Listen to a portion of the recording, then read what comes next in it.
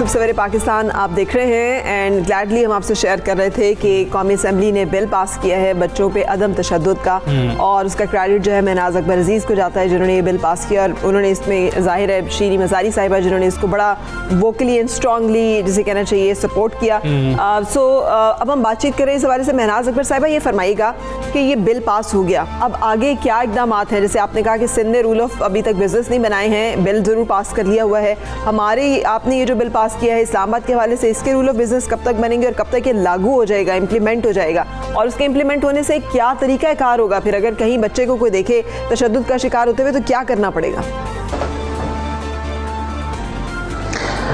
जी, इसमें यह है कि इसके एकदम से रूल ये सेनेट से पास हो जाए तो इसके फौरी तौर पे rules of business there is a certain urgency जो मैं देख रही हूँ वो बड़ी अच्छी बात है कि गवर्नमेंट में एक सर्टन अर्जेंसी है। और ये ना सिर्फ गवर्नमेंट है, देखें पूरे हमारे माशरे में, हमारी सोसाइटी में, हमारे पेरेंट्स में एक अर्जेंसी है कि जी इसको आप और जो सारे रिस्पॉन्सिबल सिटीजन्स हैं, इवन हमारा मीडिया जो है कि इसको जल्द इम्प्लीमेंट किया जाए, जो कि बहुत खुशाइन बात है। मैं यहाँ पर थोड़ा जिक्र करती जाऊंगी कि जी बिल जब आ रहा था तो इससे 1-1.5 साल पहले से इसके ऊपर एक इनेबलिंग एनवायरनमेंट क्रिएट होना शुरू हो गई थी। मैं यहाँ पर जस्टिस अतर मिनिला का जिक्र करना चाहूंगी जिन्होंने 1 साल पहले सेक्शन 89 को अपहोल्ड कर लिया था कि और उन्होंने इंसिस्ट किया था कि आप बिल लेके आएं। जब शहजाद रॉय उनके पास एक पिटीशन लेके गए थे तो शहजाद रॉय इस पे बहुत काम करते हैं। मेरा अपना काम पिछले 20 साल से एजुकेशन पे और बच्चों के साथ है और इसमें ट्रेजरी, जैसे कि आप शीरीन मज़ारी का जिक्र कर रही हैं कि ट्रेजरी बेंचेस ने इसको सपोर्ट किया और सारी पार्टीज ने मिलकर इसको सपोर्ट किया। तो there is a lot of pressure to now implement it और हमें ये प्रेशर बाकी सूबों पे भी डालना होगा। यहाँ पर तो इंशाल्लाह ताला इस्लामाबाद कैपिटल टेरिटरी में तो ये बहुत मतलब तेजी के साथ हो जाएगा, एक कमिटमेंट है। और देखें जब तक से पॉलिटिकल विल ना हो तो कोई चीज नहीं हो सकती, लेकिन पॉलिटिकल विल बहुत जरूरी है। और यहाँ पर मैं ये भी जिक्र करूंगी कि मीडिया, ये सारी पार्टनरशिप्स होती हैं और मीडिया का बहुत स्ट्रांग रोल है और मैं ये चाहूंगी कि मीडिया अपना रोल हमेशा इसको कंटिन्यू रखे। जी बिल्कुल। महनाज साहब ये बताइएगा कि ये और जहाँ तक हाँ जी, ये बिल बहुत ही खुशाइंद है, एक तरमीम की गई थी, उस तरमीम के हवाले से बता दीजिएगा, वो कोई अदालती मामले के हवाले से थी, वो कितनी आप समझती हैं कि वो बेहतर है वो तरमीम का हो जाना? दूसरी चीज़, वालिदैन अपने बच्चों को मार रहे हैं, हम कैसे उनके खिलाफ जाके कोई केस कर सकेंगे? उसमें मुद्दई कौन होगा? क्या रियासत मुद्दई बनेगी कि वालिदैन अपने बच्चों को क्यों मार रहे हैं? बड़े अच्छे सवाल आपने किए। सबसे पहले तो ये कि इसमें जो बिल में तरमीम हुई है वो बड़ी बेहतर है क्योंकि जो ओरिजिनल बिल था उसमें कहा गया था कि एक कमेटी बनेगी और एजुकेशनल मिनिस्ट्री वो कमेटी बनाएगी और उसको लुक इनटू करेगी, मगर ये एजुकेशनल मिनिस्ट्री से भी इसका परव्यू बहुत बढ़ चुका है। और तो वो तरमीम ये है कि मैजिस्ट्रेट कंप्लेनेंट जो है वो मैजिस्ट्रेट के पास जाएगा और वहाँ पर ये कंप्लेंट तय होगी। और मैं इसमें ये बता दूं क्योंकि इसका परव्यू मदारिस भी हैं, तो हमारे जो दीनी उलमा है उन्होंने बहुत सपोर्ट किया इस बिल को और जो हमारी इस्लामी नजरियाती काउंसिल है उसने बहुत सपोर्ट किया इस बिल को, जो कि बड़ी खुशाइन बात है कि everybody is on the same page.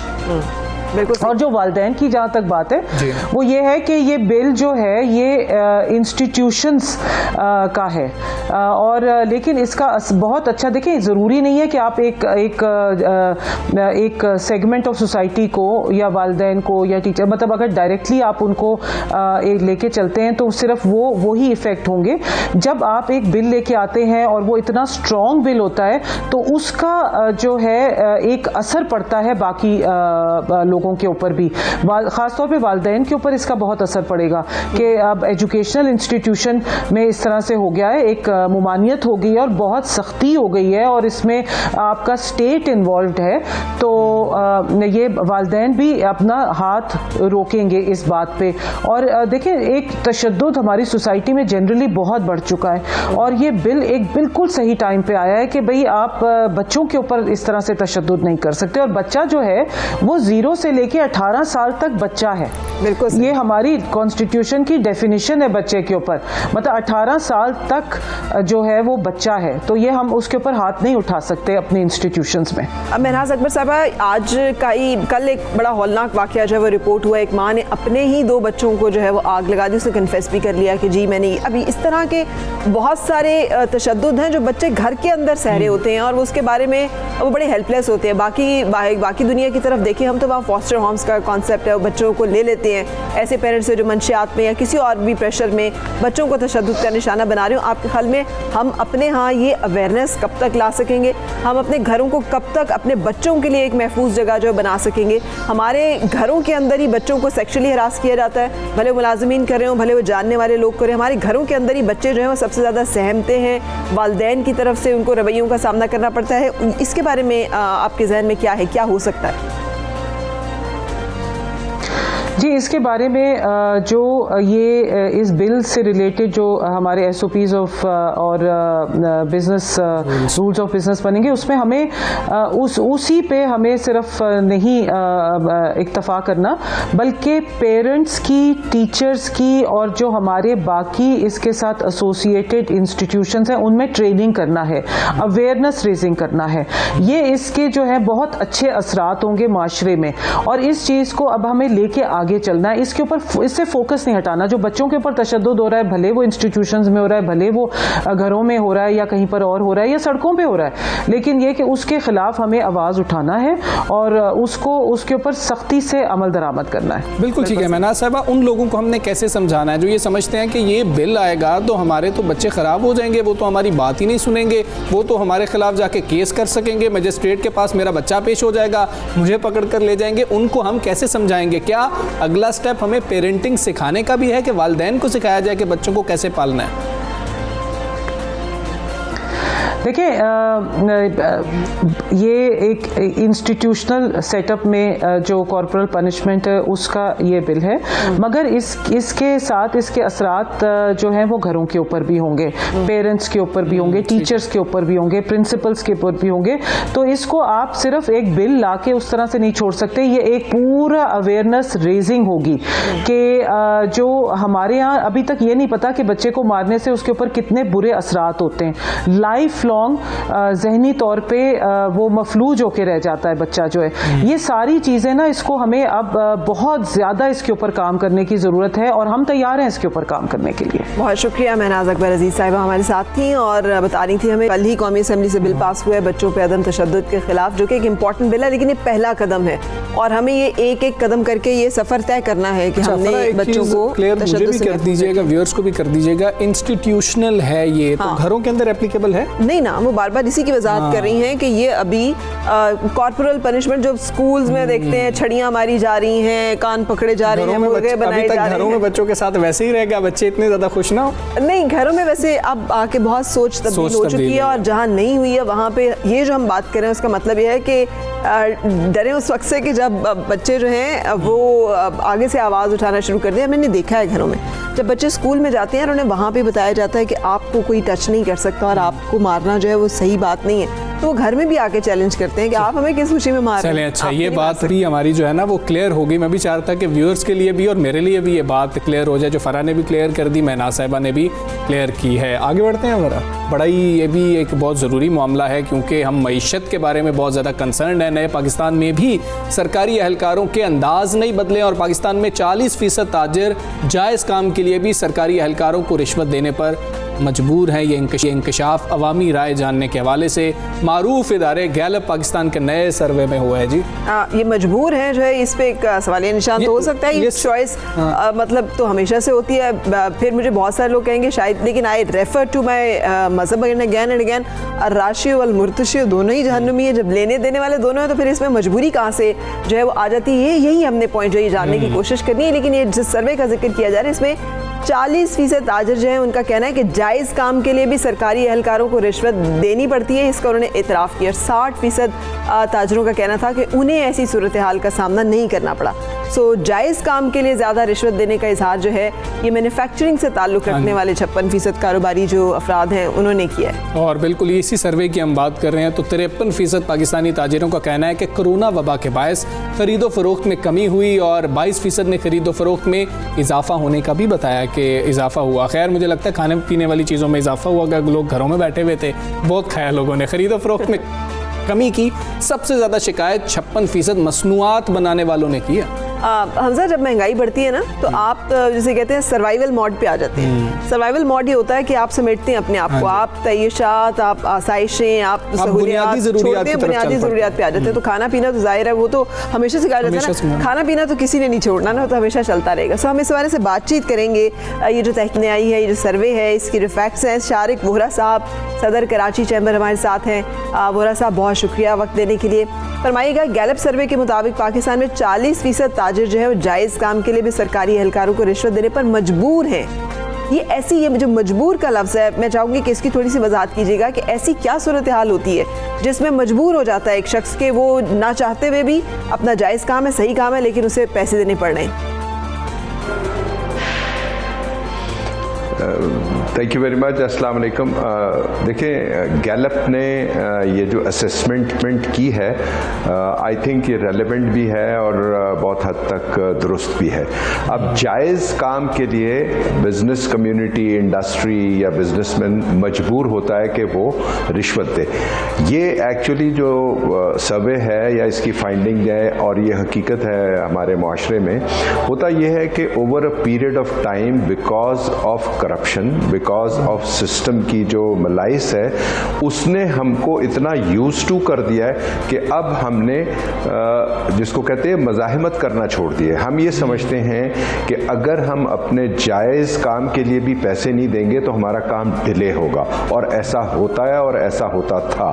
वजह यह है कि जब आपका एक फ्रेम ऑफ माइंड बन जाता है for a very long time कि आप अगर सही काम के लिए सामने अफसर को पैसे नहीं देंगे तो वो आपको कहेगा कल आ जाओ, कल आ जाओ का मतलब है कि पैसे दो। तो हम इसको एक आम जबान में बिजनेस और इंडस्ट्री में हम लोग कहते हैं स्पीड मनी। देखें, ये मैं आपको बताऊं, हम लोग ये एक टर्म यूज करते हैं स्पीड मनी। इसका मतलब ये नहीं होता है कि मैं किसी नाजायज फायदा उठाने की कोशिश कर रहा हूं या टैक्स एवेड करने की कोशिश कर रहा हूं या हुकूमत को नुकसान पहुंचाने की कोशिश कर रहा हूं या किसी के हक को हक तलफी करने की कोशिश कर रहा हूं। ऐसा कतई नहीं होता। होता यह है कि मैं ये खौफ में हूं कि अगर मैं ये काम के पैसे नहीं दूंगा तो ये अफसर मुझे तंग करेगा, और जब ये तंग करेगा तो मैं अपने कंपैटिटर्स से पीछे रह जाऊंगा। अच्छा, अब ये देखें कि ये पूरा एक साइकी बन गया है पूरी बिजनेस का, पूरी इंडस्ट्री का, और हम सब इस से मुतासिर हैं। और डेफिनेटली ये बात ठीक है कि जायज़ काम के पैसे देने पड़ते हैं, उसके बगैर वो नहीं बिल्कुल ठीक है। वोहरा साहब, फिर कई सवालात भी जन्म लेते हैं इसके बाद। ताजिर बरादरी तो इतनी स्ट्रॉन्ग बरादरी है कि जब ताजिर बरादरी कोई आवाज़ उठाते हैं या कहते हैं हम एहतजाज करेंगे तो वज़ीर आज़म साहब भी जो है वो मुलाकात करने के लिए तैयार हो जाते हैं। तब ये मामलात सामने रखे जाते हैं। अगर रखे जाते हैं तो उस पर रिस्पॉन्स क्या आता है? इस हुकूमत का दावा ईज़ ऑफ डूइंग बिजनेस का था, और चैम्बर्स के कुछ नुमाइंदों से बात की जाए तो वो कहते हैं कि हाँ जी बड़े अच्छे इकदाम हो रहे हैं। तो ईज़ ऑफ डूइंग बिजनेस कहाँ होगी जब 40% ताजिर ये कहेंगे जी कि हमें तो पैसे देने पड़ते हैं? स्पीड मनी इसको कह लें। चलें, मैं समझता हूं कि देखिए, जहां तक प्राइम मिनिस्टर की इंटेंशंस और उनकी जो कोशिश और उनकी जो ख्वाहिश है, आई थिंक वो तो बिल्कुल ठीक है। और this is how every leader should think कि जी ईज़ ऑफ डूइंग बिजनेस के थ्रू ही इस साइकी को ठीक किया जा सकता है। देखिए, डायरेक्शन ठीक है। हुकूमत को ये अगर समझ में आ गया है कि चीज़ों को आसान करने से, सहल करने से, चीज़ों को डिजिटाइज करने से, प्रोसेसेस को कंप्यूटराइज्ड करने से, जब तक ह्यूमन जो इंसानी मुदाखलत है लोगों के कामों में उसको कम करने से definitely ease of doing business होगा। और जब ईज़ ऑफ डूइंग बिजनेस होगा तो ये जो करप्शन है, ये जो 40% हम कह रहे हैं कि लोग पैसे देकर काम कराते हैं, उसमें कमी आएगी। अब देखना यह है कि वज़ीर आज़म साहब की ख्वाहिश, नीयत, नारा अपनी जगह, अब उसको कोऑर्डिनेट कैसे किया जा रहा है, उसको इम्प्लीमेंट कैसे किया जा रहा है, कितनी देर हो रही है, कितनी देर हो चुकी है, और उस डिले को क्या अवॉइड किया जा सकता था, और अगर किया जा सकता था तो क्यों नहीं की गई। तो ये मैं आपको 3 ऐसे क्वेश्चंस हैं। शायद ये कोई बहुत बड़ा कॉम्प्लेक्स फिलॉसफी नहीं है, बल्कि आम हमारे बिजनेस और इंडस्ट्री के लोग समझते हैं कि इसमें बहुत तेज़ी से काम होना चाहिए था, वो नहीं हुआ। और गवर्नमेंट का जो एक कहते हैं ना इज्तिमाई एफर्ट, वो नज़र नहीं आया। और आपने एक दूसरी बात की कि हम बिजनेसेस जब चैम्बर्स में और एसोसिएशंस में और दूसरे लेवल पर जब हम जाकर वज़ीर आज़म को या हुकूमती इदारों को कहते हैं कि जी आप हमारे साथ बैठें और हमसे बात करें, मैं आपको बताऊं, और विदाउट एग्जैजरेटिंग, इस हुकूमत की एक ये बड़ी ज़बरदस्त क्वालिटी है कि वो बैठते हैं, बात करते हैं, फ़ौरन बात करते हैं, सुनते हैं, but the sad part is कि इम्प्लीमेंटेशन डिले हो जाती है। ठीक है सर, ये बताइएगा, 2 पार्ट्स हैं मेरे क्वेश्चन के, मैं दोनों पे आपकी राय जो है वो चाहूँगी। नंबर 1 तो ये कि गवर्नमेंट ने सिटीज़न पोर्टल समेत बहुत सारे ऐसे प्लेटफॉर्म्स बनाए हैं जहाँ पे कोई ऐसा एहलकार, सरकारी एहलकार जो अगर तंग कर रहा है तो उसके खिलाफ बराह रास्त शिकायत की जा सकती है। पिछले दिनों वज़ीर आज़म पाकिस्तान ने पंजाब से ताल्लुक़ रखने वाले बहुत से ब्यूरोक्रेट्स को नोटिस भी दिया जिनकी तरफ से डेफरनेस के मामला के, डिले के मामला जो हैं वो आ रहे थे। तो अगर ऐसे कोई मामला हैं तो उसको टेकअप क्यों नहीं करती है ताजिर बिरादरी, उस शख्स को सामने क्यों नहीं लेके आती ऐसे प्लेटफॉर्म्स पर जहाँ से कि फौरी रसाई है और उसको जो है वहाँ पर रिलीफ भी दिया जाता है लोगों को। नंबर 2 सर, ताजिर जो है वो हमेशा ड्राइव करते हैं बहुत सारी ऐसी मूवमेंट्स को जो कि सोशो पॉलिटिकल भी होती हैं और सोशो रिलीजियस भी होती हैं। तो इसका तो बहुत इंपॉर्टेंट रिलीजियस एंगल भी है। हम सब मानते हैं कि रिश्वत देने और लेने वाला दोनों जो है वो जहन्नुमी है। तो इस मामले को कभी इस रिलीजियस फिगर के साथ क्यों नहीं टेकअप किया गया कि इस एक जो एक गलती है या जो एक गुनाह है या जो एक बुराई है, इसका खात्मा किया जाए, जो लेने वाले लोग हैं उनका खात्मा किया जाए, ताकि देने पे मजबूर होने वाला शख्स तो जहन्नुमी ना हो। देखिए, जो आपने बात की socio religious, to be very honest and blunt and straightforward, हम एक माशरे की हैसियत से हमारे लिए सोशो रिलीजियस की अब कोई बहुत बड़ी अहमियत नहीं है। हम सोशो इकनॉमिक को ज़्यादा इंपॉर्टेंस देते हैं। अगर हम रिलीजियसली अफ्रेड होते, खौफज़दा होते और हमारा ये अदराक होता कि मज़हब की सज़ा हमको कहाँ मिलेगी, तो शायद ये माशरा आज यहाँ ना होता जहाँ है। तो सोशो रिलीजियस को तो देखें, प्रैक्टिकली स्पीकिंग छोड़ दीजिए। सोशो इकनॉमिक, यस, हमारी ये साइकी बन गई है पाकिस्तान में कि अगर आप शॉर्टकट नहीं लगाएंगे, अगर आप चौका छक्का नहीं लगाएंगे तो आप दूसरे लोगों से पीछे रह जाएंगे। और ये है बेसिक सोशियो इकनॉमिक। अभी आपने बात की कि जी हम ताजिर बिरादरी इसको फोरम्स पे, सिस्टम में क्यों नहीं डिस्कस करते। देखिए, सबसे ज़्यादा आवाज़ ताजिर बिरादरी उठाती है, सबसे ज़्यादा आवाज़ चेंबर्स उठाते हैं और कराची चेंबर हमेशा उसमें लीड लेता है। प्रॉब्लम ये है कि हमारे यहाँ जो चीज़ें हैं वो वज़ीर आज़म साहब के कंट्रोल में कम है, ब्यूरोक्रेसी के कंट्रोल में ज़्यादा है। हमको अब डायलॉग, हम जो बिज़नेस और इंडस्ट्री है, हमको इस चीज़ का अदराक है, हमको मालूम है, वी आर कन्विंस्ड कि हमारा मसला कहाँ हल होगा। हमको पता है कि हमारा मसला जो डिपार्टमेंट में नीचे बाबू है वो हल करेगा। वी नो कि हमारा मसला जो है वो मिनिस्टर हल नहीं करेगा फॉर 2 रीजंस। एक तो ये कि मिनिस्टर की वो कैपेसिटी नहीं है, he doesn't understand the cause and the roots of the problems which the industry and the businesses has to face and they are facing for a very long time to come. तो जब तक वो situation नहीं आएगी, देखिए trickle down effect सिर्फ ऐसा नहीं है कि वो बिजनेसेस, लोग पैसे कमाएंगे और गरीब आदमी की हालत बेहतर होगी। ट्रिकल डाउन इफेक्ट सिस्टम में भी आता है। जब मिनिस्टर, उसके अहलकार, उसकी टीम, वो इलेक्टेड लोग जिनको हमने असेंबलियों में भेजा है, वो हमारे प्रॉब्लम्स को समझ पाएंगे तो उसका ट्रिकल डाउन इफेक्ट ब्यूरोक्रेसी में आएगा। दूसरी चीज़ ये है कि हमारे यहाँ ब्यूरोक्रेसी में भी for a very long time कोई रिफॉर्म हुई नहीं है। और हम बिजनेसेस में, इंडस्ट्री में कन्विंस्ड हैं कि हमारा बहुत बड़ा मिसमैच है। एक्सपेक्टेशंस हमारी ब्यूरोक्रेसी से बहुत ज़्यादा है, परफॉर्मेंस उनकी बहुत कम है। तो ये आपका कहना कि जी वो क्यों नहीं होता, वो इसलिए नहीं होता कि जो नीचे सिस्टम है ब्यूरोक्रेटिक वो इनडिफरेंट है, मतलब उसमें स्टेट ऑफ एपैथी है, एक कहते हैं ना उर्दू में लापरवाही जैसी एक सिचुएशन है। वो सिचुएशन को ख़त्म होने की ज़रूरत है। जी ठीक है शारिक बोहरा साहब, बहुत शुक्रिया आपका। बहुत शुक्रिया। सुबह सवेरे पाकिस्तान का आप हिस्सा बना, अहम मामला है। और फराह देखें, आपका पॉइंट बहुत ही वैलिड था, लेकिन शायद वो अब मैटर ही नहीं करता, और ये कितनी अफसोसनाक बात है। मुझे तो लगता है हैरत भी हुई और अफसोस भी हलाल हुआ। एंड हराम मैटर करता है और ये करता रहेगा। Even if we are doing a very right thing, एक चीट जो है ना वो भी पूरी उसको हराम कर सकती है। So we have to be very vigilant about it. अगर हम नहीं हैं तो यही वो अलमिया है जिसको कि दुरुस्त करने की ज़रूरत है।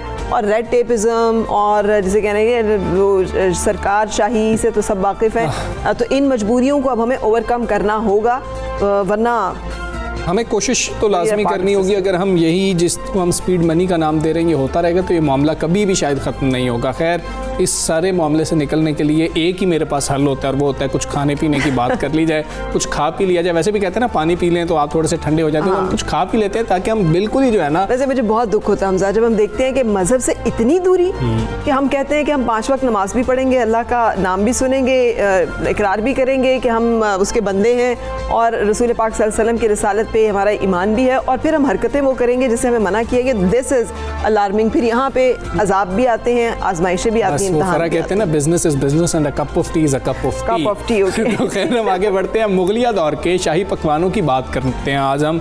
तो ख्वाबों में चिनियोटी कुन्ने की बात की जाए कैसा नाम है वैसे। वाह, और खाया हुआ आपने? हाँ, बेहतर। मैं खाया ना हो तो मैं आपको कैसे रेफर करूंगा। चिनियोट का खाया हुआ आपने? बिल्कुल, वाह क्या बात। और ये सरे फहरिस्त है और सबसे ऊपर नजर आ रहा होता है हमें। और क्या लज्जत है, क्या जायका है, इनफरादियत है। यकीनन ये बनता भी किसी बिल्कुल इनफरादी जो है ना रेसिपी से होगा। फिर आपने अच्छा चलें, मैंने नहीं बना के ट्राई नहीं किया, वो आप बनाएं और आप हमें भी खिलाएं। अच्छा, इसकी जो खासियत है मुझे लगता है इस कुन्ने में है, ये जो आपको बर्तन नजर आ रहा है, क्योंकि उसका जो टेस्ट होता है ना वो इस मिट्टी के बर्तन की वजह से ही बहुत ही ज़बरदस्त होता है। लेकिन चलें, हम आपको बातों में ही इसको नहीं बताते भी हैं कि लजीज डिश बनती है और इसमें क्या क्या कुछ डलता है, और अगर आप ट्राई करना चाहें तो आपको क्या करना पड़ेगा। तो कलीमुल्लाह बलोच की खुसूसी रिपोर्ट है, वो देखते हैं। चिनियोटी कुन्ना दर हकीकत मुगलिया दौर में शाही दस्तरखान पे सजने वाला मुनफरिद जायके और बेमिसाल लज्जत का हामिल आला दर्जे का शाही पकवान था, जो आज भी बरे सगीर पाको हिंद के मुख्तलिफ इलाकों में अपने अपने अंदाज और मुख्तलिफ नामों से पकाया और जाना जाता है। ताहम वक्त गुजरने के साथ साथ चिनियोट में ये कदीमी पकवान तारीखी शहर के नाम से मंसूब होकर चिनियोटी कुन्ना कहलाने लगा। 4-5 घंटे लगते ने इस तैयार होवन दे। जैसे गोश्त तैयार हो जावे, बोटी वेखनी गल गई, उस तो बाद उसनूं दुध ला देनी। तो इदा मुगलों की बादशाही भी एक कुन्ना तैयार उन्हें कराया सी, तो उन्हें आख्या बड़ा वधिया स्पेशल लिस्ट ए कुन्ना। खादिम हुसैन तकरीबन अरसा 60 साल से चिनियोटी कुन्ना तैयार करके अवाम की खिदमत कर रहे हैं। वो दौरे जदीद में भी शाही पकवान को पुराने तरीकों से पकाते हैं। शाही पकवान के लिए मिट्टी का मटका, छोटा गोश्त, खालिस मसाला जात, हल्की आंच और रवायती तरीके इस्तेमाल करें तो ही लज्जत आएगी, वरना पैसे और वक्त बचाएं, चिनियोट आकर ही खाएं। जायकों की दुनिया में पकवान बेशुमार, मगर सही मानों में किसी सौगात की लज्जत को महसूस करना हो तो चिनियोटी कुन्ने का कोई नेमुल बदल नहीं। कलीमुल्लाह बलोच, 92 न्यूज़, चिनियोट। देखें जी, कलीमुल्लाह बलोच जो है ना वो उनको मेरा ख्याल है मास्क उन्होंने इसलिए भी लगाया हुआ था कि कहीं मुझे खुशबू ना आ जाए और मैं जो है एंड पे हमें बता ही ना वो सकें कि जी क्या है। 2 मेमोरीज बहुत खास हैं जो मैं शेयर करना चाहूँ। एक ट्राउट खाना सवात के दरियाई सवात के किनारे बैठ के, अच्छा, ताज़ा निकाल के आपने उसको बना के। इससे पहले क्या पूछे, मैंने नहीं खाई। अच्छा, आपने नहीं खाई, मैं आपने मिस किया। और दूसरा, बलूचिस्तान में सहरा में बैठकर अंडर स्टारी स्काई आपने सज्जी अगर खाई है, जो बिल्कुल वहीं पे हंट किया गया, उसी वक्त जानवर, उसी वक्त आपने उसको, मतलब खरगोश होते हैं या कुछ और ऐसी चीज़ होती हैं, और उसको आपने सज्जी पे लगाया और आपने वो ताज़ा खाया। व्यूअर्स का भी मेरा भी जो है अब दिल ललचा रहा है। फरा ऐसी बातें करती हैं और फिर जो है ना हंसती रहती हैं कि जी कि अब आपका दिल कर रहा है, मुंह में पानी आ रहा है, तो जी पानी आ रहा है, मैं नहीं चाहता कि आप मजीद डिशेस का ये नाम ले, अल्लाह मेरे लिए ताला की बैठना भी मुश्किल हो जाए यहाँ पे। नेमतें हैं जो हमें ट्राई करनी चाहिए अगर मौका लाज़मी मिले करनी तो। चाहिए। और आई एम थैंकफुल टू वो उन फ्रेंड्स एंड दोस्तों के जिनके साथ मुमकिन हुआ कि मैं इस तरह के एडवेंचर। अल्लाह हमें भी ऐसे फ्रेंड्स दे। हम एक ब्रेक लेते हैं, ब्रेक के बाद आपको मिलते हैं।